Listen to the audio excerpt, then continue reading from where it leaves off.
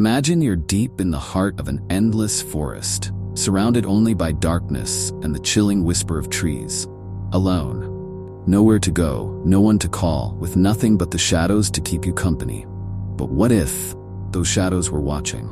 Tonight, we're diving into the chilling tale of a man who dared to enter the forgotten woods alone, a forest with secrets older than time. His story isn't just about survival, it's about facing the very things that linger in the dark, things beyond our understanding. So, settle in, turn off the lights, and let's journey into the unknown. Our story begins with Ben, a rugged, quiet man in his mid-30s. Ben had always been a loner, someone more at home with the sound of crunching leaves than the chatter of people. Life had thrown him more curveballs than he could catch. Relationships, friendships, they'd slipped through his fingers like sand. Raised by a single mother who'd passed on too soon, Ben had learned to depend on no one but himself. The wilderness was his comfort, his escape, his fortress of solitude. But Ben's love for the forest held a deeper reason. It was his only link to his mother, who had been a nature enthusiast herself. So, when he heard tales of the Blackwood Forest, a place where even the bravest wouldn't dare enter alone, he couldn't resist. A place where the trees themselves seemed to whisper secrets of those who never returned. To Ben, it was the ultimate escape, but he didn't know he was about to face something far more terrifying than loneliness. Ben ventured in, one step at a time, as the forest grew thicker, darker, quieter. Every now and then he'd catch movement out of the corner of his eye, but when he looked, there was nothing. Just shadows, or so he told himself.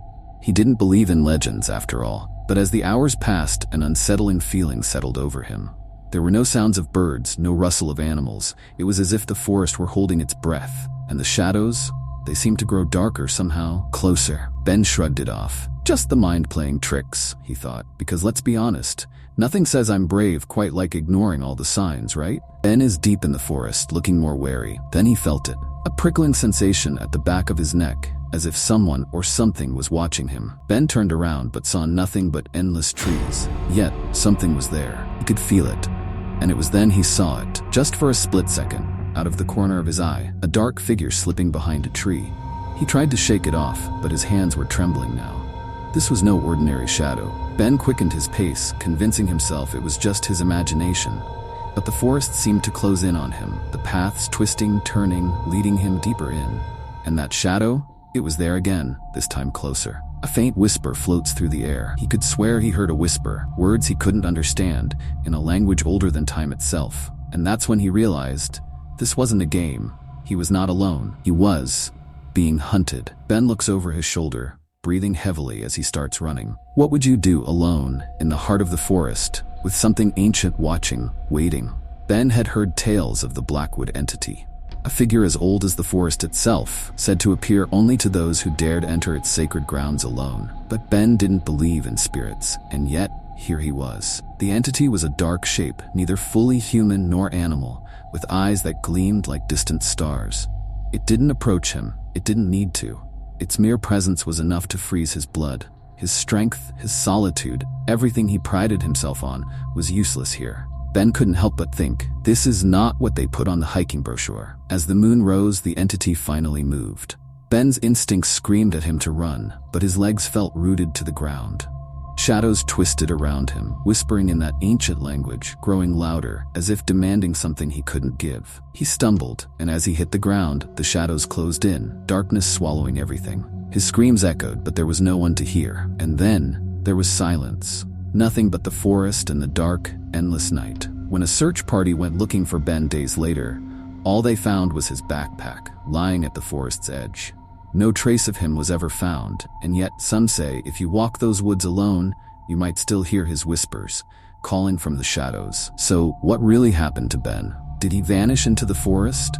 Or was he taken by something beyond our world? Perhaps some questions are best left unanswered.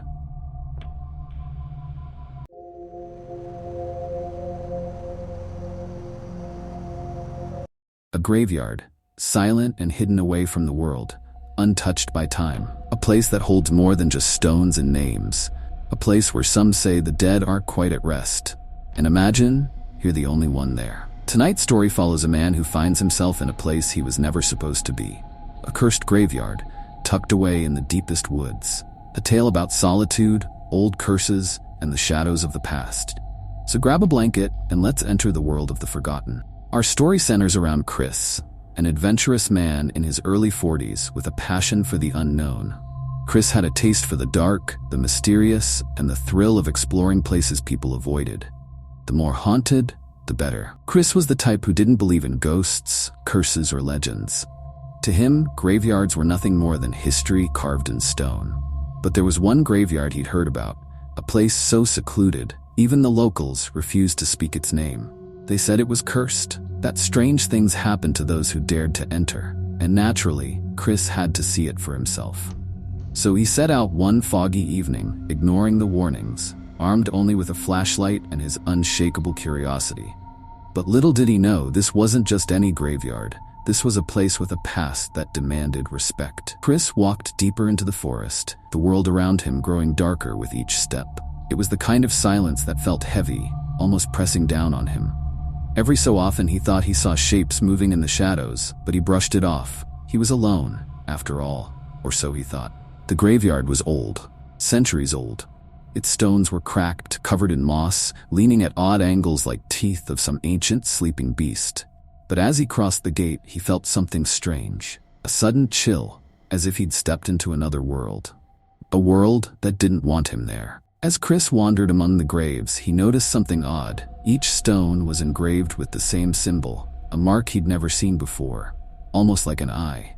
He felt a prickling on the back of his neck but pushed on, convinced it was all just superstition. But then he saw it, a figure, a shadow, standing perfectly still in the distance. He shined his light towards it, but there was nothing, just empty air.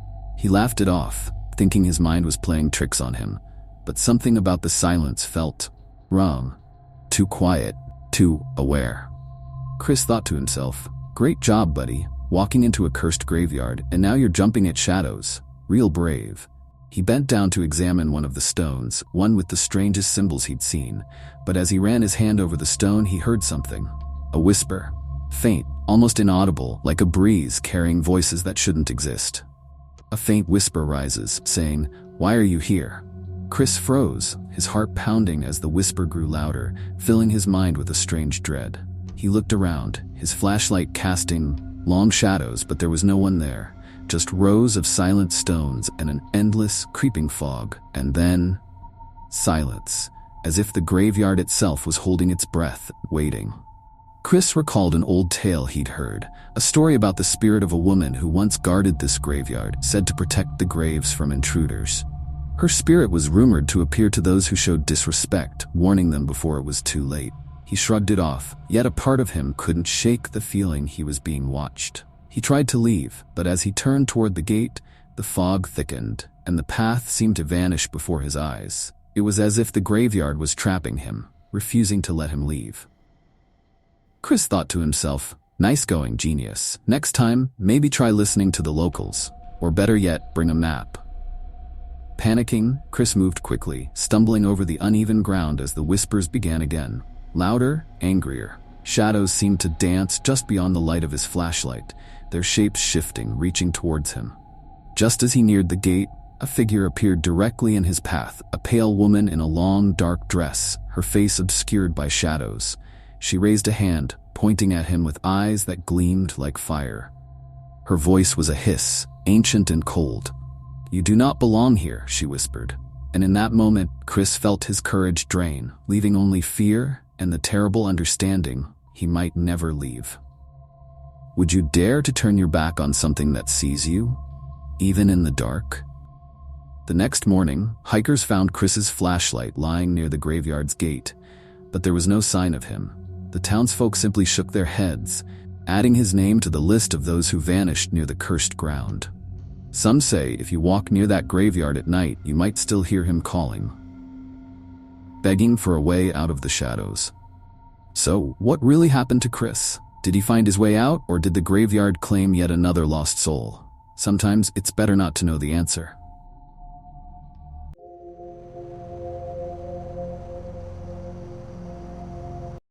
Imagine you're lost in a vast forest, the kind of place where even the sunlight struggles to break through. And just when you think you're completely alone, you stumble upon something unexpected. A cabin, old, decayed, forgotten by time. But what if it wasn't as empty as it seemed? Tonight, we're following the story of a man who wandered a little too far into the wilderness and found himself face to face with a mystery he couldn't escape. A tale about isolation, survival, and the strange horrors that sometimes lurk just out of sight. So grab your blanket, turn off the lights, and let's begin. Our story centers on Ethan, a reserved, somewhat brooding man in his late 30s. Ethan was a city guy, used to loud crowds, bright lights, and the hum of traffic. Life had its ups and downs, but for Ethan, there was always this need to escape, to find peace away from it all. After a hard breakup and a relentless work routine, Ethan decided he needed a break from the chaos, so he rented a small cabin up north for a week, a rustic, quiet escape in the heart of the wilderness. He wanted solitude, but he was about to get much more than he bargained for. Maybe he thought that the forest would bring him some comfort, some peace of mind. Little did he know what he'd find in those woods was anything but comforting. On his second day, Ethan decided to go for a long hike. Venturing deeper into the woods, the forest was vast and unmarked, the kind of place where every tree looked the same. Hours went by, and he didn't notice the sun slipping lower and lower in the sky. But something was off. The forest felt too still, too quiet. That's when he noticed it, a faint trail, almost hidden by fallen leaves and twisted roots. Curious, he followed it, not knowing that it would lead him somewhere he'd never forget. At first, it seemed like a trick of the light, but as he got closer, the shape solidified, a cabin, or at least what was left of one. Its walls were warped and splintered, the roof sagging as if it would collapse at any moment. It looked abandoned, but strangely, there was a faint light inside. Ethan knocked, expecting nothing but silence, and yet somewhere from within he heard it. The soft sound of footsteps approaching the door. Now, any rational person would have turned and sprinted back the way they came, right? But not Ethan. No, he decided to see if he could find an answer to the mystery inside. He stepped inside, the air thick with the smell of mildew and something else, something almost metallic. The furniture was covered in dust, untouched for decades. Yet, the light he'd seen was coming from a small lantern, flickering on a table in the corner. Someone had been here, recently. Then he heard it, a faint whisper, barely audible, like a breeze sliding through broken windows. Words he couldn't make out, in a voice that sent chills crawling up his spine. He froze, every instinct telling him to leave. But his feet wouldn't move, as if something unseen was holding him there. He turned slowly, and in the corner he saw it, a shadow. Not like a person, but more like a shape, something vaguely human, shifting and flickering like smoke. Small chuckle from the narrator. At this point, you'd think Ethan would realize he's in over his head, right? But no, curiosity always gets the best of us, doesn't it? Legends about this forest told of an old inhabitant, a hermit who'd once lived there, shunned by society, only to disappear under mysterious circumstances. People whispered that his spirit still lingered, haunting anyone who dared to enter his domain. And here Ethan was, standing in what was likely that very cabin. Then a voice spoke, faint but clear as day. "Why did you come here?" It was like ice down his spine.